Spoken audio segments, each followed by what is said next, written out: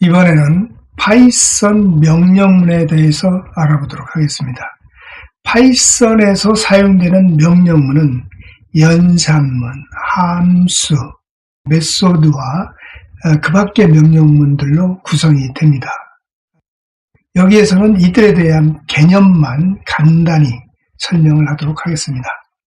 연산문은 덧셈, 뺄셈, 곱셈, 나눗셈과 같은 연산, 즉 계산을 수행할 때 사용하는 명령문입니다. 여기 간단한 예를 하나 제시를 했는데 sum equal a plus b, 이 얘기는 뭐예요? a 값과 b의 값을 더해서 그 더한 결과를 sum이라는 변수에 저장해라 하는 얘기죠. 이러한 명령문을 우리는 연산문이다 이렇게 얘기를 하고, 함수는 프로그램에 많이 사용될 기능들을 미리 만들어 놓은 것을 이야기합니다. 그래서 이렇게 만들어 놓은 함수는 필요할 때마다 호출해서 사용하게 되죠. 함수는 함수명 뒤에 괄호를 붙이고 괄호 안에 인수를 넣어서 사용한다고 그랬어요. 여기 예를 하나 살펴보도록 하겠습니다. a equal 인테저 함수가 사용됐죠. 이 인테저 함수의 인수는 3.4567이 사용됐죠. 근데 이 실수 3.4567을 정수화시키는 게 인테저 함수죠. 그러니까 3.4567에서 소수 이하를 버리고 3만 치한 것이 인테저 함수의 값이 되는 거죠. 그래서 그 값을 a에 저장하는 거죠. 메소드에 대해서도 여러분들한테 설명을 드린 바 있습니다. 함수와 거의 같은 기능을 하는 것으로 문자열이나 숫자 등의 뒤에 점을 찍고 메소드 이름과 괄호를 붙여서 사용한다고 했죠. 이 예를 보면 c equal data.count라는 메소드가 사용됐죠. 그리고 count라는 메소드의 인수는 영문자 5가 사용됐어요. 이런 경우에는 데이터라는 객체에 포함되어 있는 영문자 5의 개수를 세서 그 결과를 c라는 변수에 저장하라는 그러한 명령이죠. 그리고 기타 명령문에 대해서 설명을 드리면 연산문이나 함수나 메소드를 제외한 명령문에는 if문이라든지 for문이라든지 while문과 같은 제어문 등이 있습니다. 제어문의 예인데 if a 작기 10 a equal a 플러스 1이죠. 이것은 만약에 a가 10보다 작으면 a에다가 1을 더해서 그 결과를 a에 저장하라 하는 얘기죠. 즉 a의 값을 하나 증가시켜라 하는 얘기입니다. 자, 그 밖에 필요한 명령문들에 대해서는 그때그때 설명을 해 나가기로 하겠습니다. 이번에는 내장함수에 대해서 설명을 드리겠습니다. 이미 여러분들은 내장함수를 많이 썼죠. 프린트 함수라든지 인풋 함수를 사용을 했었습니다. 만약에 프린트 함수가 없다고 할 경우에는 어떻게 해야 될까요? 여러분들이 직접 모니터를 제어하는 명령을 사용해서 데이터를 출력하는 프로그램을 작성해야 할 거예요. 하지만 파이썬은 프린트 함수를 제공함으로 해서 프린트 함수의 인수인 출력할 내용을 기술하면 데이터를 출력할 수 있게 되는 거죠. 이와 같이 파이썬은 복잡한 기능을 수행하는 수많은 내장 함수들을 제공함으로 해서 사용자들이 쉽게 활용할 수 있도록 도와주고 있는 거죠. 그러면 내장 함수의 종류는 어떤 것이 있냐?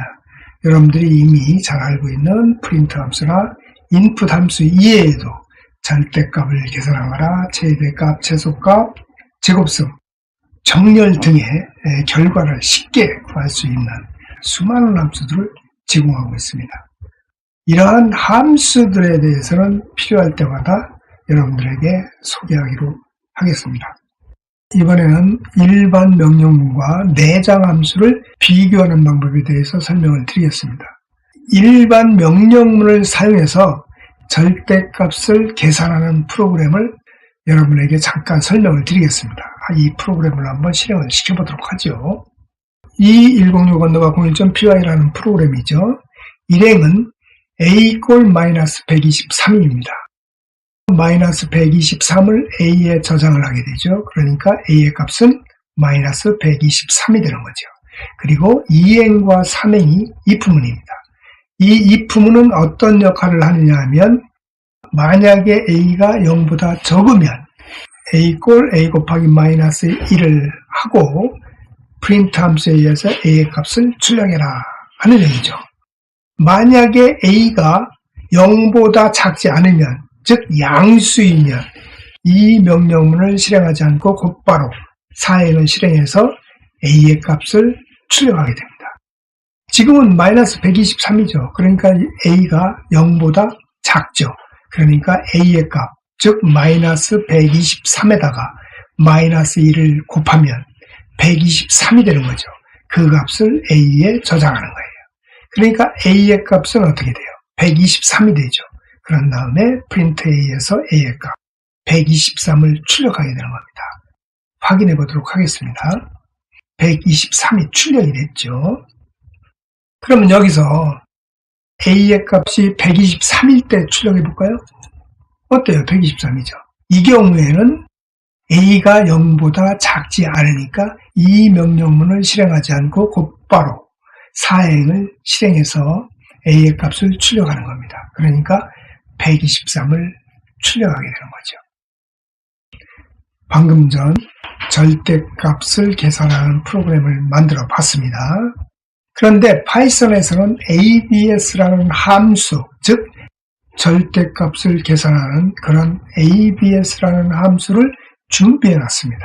그러면 abs 함수를 이용해서 절대값을 계산해 보도록 하겠습니다.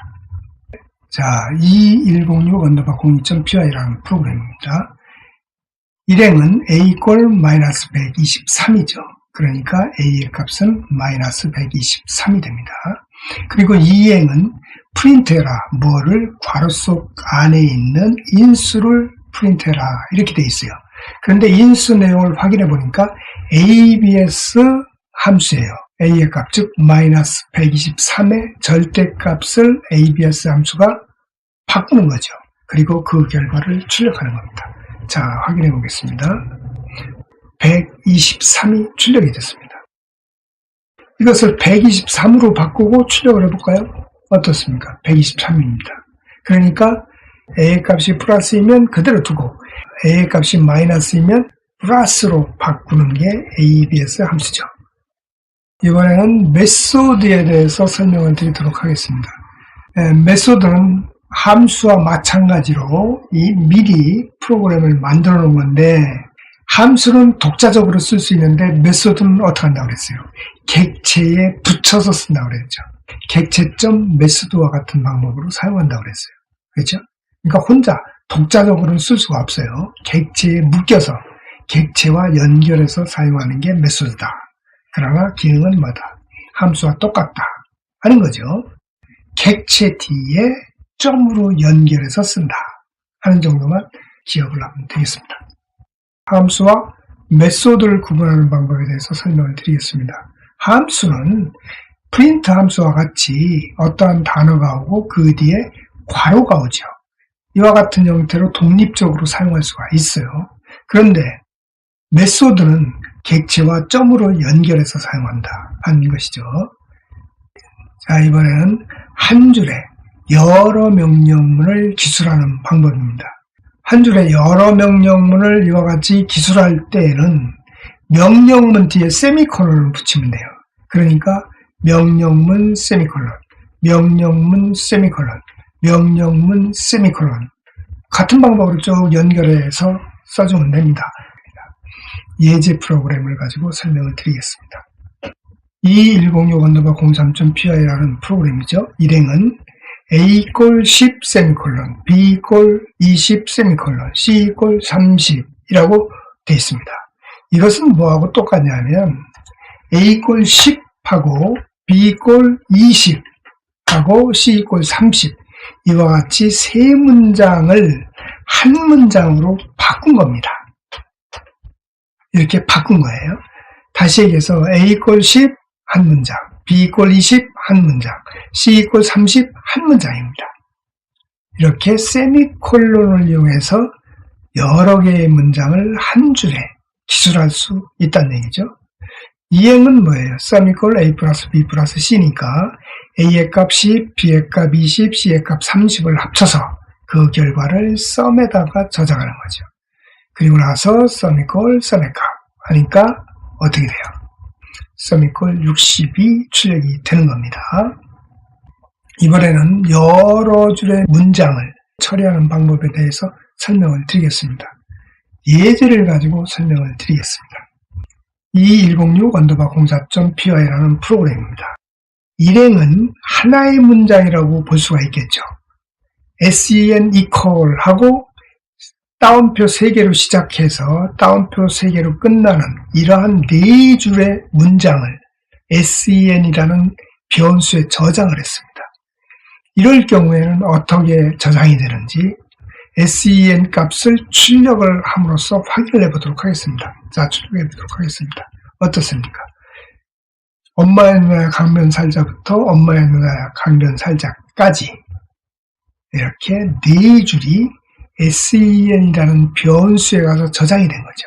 그러니까 여러 줄의 문장을 저장할 때에는 그 문장의 앞에 3개의 따옴표, 문장의 끝에 3개의 따옴표를 붙이면 되겠습니다.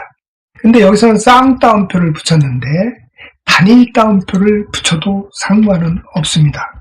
이렇게 단일 따옴표를 붙이고 이 끝에도 단일 따옴표 3개를 붙여도 똑같은 결과가 나옵니다. 실행을 해보도록 하겠습니다. 어떻습니까? 엄마의 누나야 강변 살자부터 엄마의 누나야 강변 살자까지 4줄이 sen이라는 변수에 저장된 것을 확인할 수가 있죠. 이번에는 주석에 대해서 설명을 드리겠습니다. 주석은 프로그램을 보는 사람들이 프로그램을 쉽게 파악할 수 있도록 도움말을 기록하는 것을 얘기합니다. 프로그램에 따라서는 자신이 작성했어도 상당 기간이 지나면 이해하기가 어려운 경우도 있습니다. 그래서 가능하면 주석을 달아놓는 게 좋습니다. 물론 간단한 프로그램에는 주석을 달지 않아도 되겠습니다만 조금 복잡하면 주석을 다는 게 좋습니다. 주석의 예입니다. 이것은 하나의 명령문이 오고 그 뒤에 샵기호를 붙여서 주석을 다는 예입니다. 그리고 여기는 한 줄 전체에다 샵기호를 붙이고 주석을 다는 예가 되겠죠. 보기 프로그램을 한번 살펴보도록 하겠습니다. 2106_05.py라는 프로그램입니다. 지금 이 프로그램은 모두 4줄로 구성이 되어 있는데 4번째 줄에 샵으로 시작하는 주석을 붙인 예입니다. 이 프로그램을 한번 실행을 시켜볼까요? 어떻습니까? 이와 같은 형태가 출력이 됐지만 이 주석은 출력이 되지 않죠. 그러니까 주석은 단지 참고를 할 뿐입니다.